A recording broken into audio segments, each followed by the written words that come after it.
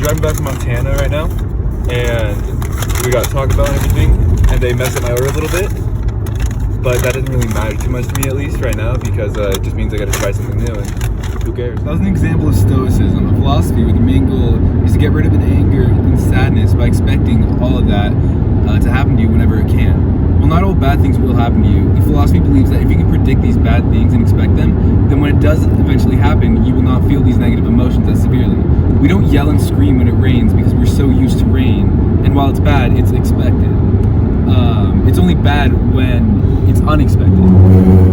Bad experiences are only bad when they're bad and unexpected at the same time. If we can predict it, then it's not too awful to deal with. The Stoics also believe that perception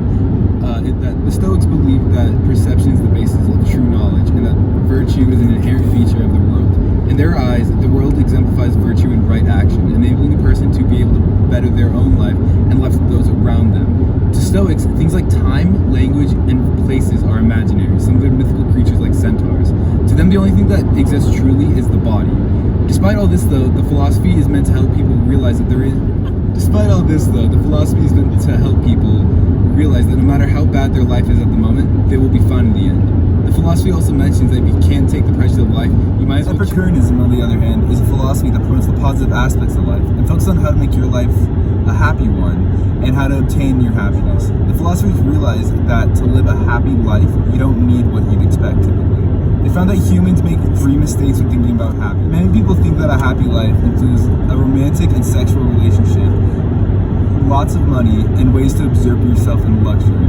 Philosophers that observe that marriage is around them and saw that the jealousy and cheating that goes on during the marriage, they realized that friendships are better than romantic partners, and realized that being around friends is more important than mostly anything in this world. They also found that people overstress themselves working long hours and working at jobs that don't satisfy them. So to have a fulfilling life, they found that it's best to work by yourself or in a small group, and more importantly, work to help people, because everybody feels better and happy when they feel useful to someone else. Well, Stoicism is meant as a way to protect someone from the negative aspects of life by having them always be prepared for the bad. Epicureanism is meant to eliminate what causes the stress and the negative aspects. Where Stoicism teaches the practitioners ways to expect the bad and just simply accept it, Epicureanism will teach practitioners to remove these stressors from your life. For example, in Stoicism, if your partner cheats on you, oh well, that's tough, but you've always expected it to happen and you'll be fine in the end. But Epicureanism, you'd remove the concept of marriage so that there'd be no way for them to cheat on you to begin with. People who subscribed to Stoicism at the time would have been completely devoid of hope. They hated the idea of hope because they believed that hope only led to greater sadness if the hope wasn't met with the proper results that they expected. They believe that all bad will happen because of fate, so there's no point in having anything but... Oh my. The only thing a person who practicing Stoicism at the time could do if a bad situation arose would be to wait it out and see how things would play off. While Epicureanism practitioners didn't live like that. They believed that the life itself was an art in a sense, so that they lived out the purpose of happiness instead of expecting the bad that comes with a more traditional life like Stoics. They would have chosen jobs that would help them help others with their work, working with themselves or just a small group. They would stay away from luxury, romantic relationships, and they would not strive for great wealth as many would at the time. They believe that luxury isn't necessary for the calm everybody desires in their life.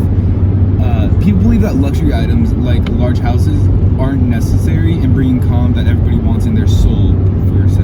While everybody wants and needs money, the Epicures realized that a lot of anxiety and anguish rose obtaining that money. They know that long hours and hard work don't make people happy by default, and that people need to work a fulfilling job, usually one that helps others. They realized how important it is to see friends consistently, and those relationships are some of the most important relationships anyone could ever have. It was also common for a group of friends who practiced Epicureanism to come and live together in a commune, essentially. They would leave luxury behind, and they would live with each other. If I was a Roman at the time and I had to pick between the two, I think Stoicism would be better for me personally. The Romans at the time had to face many different hardships, and many of them were awful to live through. The average citizen had almost no say in anything that the state was involved in, but would still have to endure it whether they wanted to or not. Stoicism seems like a solid philosophy because of that. If I was able to just accept everything thrown at me, then the troubles of life wouldn't bother me. Epicureanism, on the other hand, may not be the best. While being with friends and pursuing happiness seems like a good philosophy to most. Anxiety brought on by the society and the conflicts of ancient Rome seem to be too much for the current day me to handle. So choosing to accept all the bad thrown at me instead of trying to fight the bad being thrown at me seems more appealing. I feel that if any emperor at the time subscribed to any of these ideologies, Divius Augustus may have been more on the Epicureanism. I can mostly gather evidence for this claim with the way he handled around his death and the illness that killed him eventually. The book says that before he died, he called over some of his closest friends and asked them, quote, "Have I played my part in the farce of life credibly enough? If I have pleased you, kindly signify appreciation with a warm goodbye," end quote. Where it could be argued that this actually shows stoicism because of how he accepted his death. I feel that it leans more to Epicureanism because he said goodbye to his friends and asked if he was a good man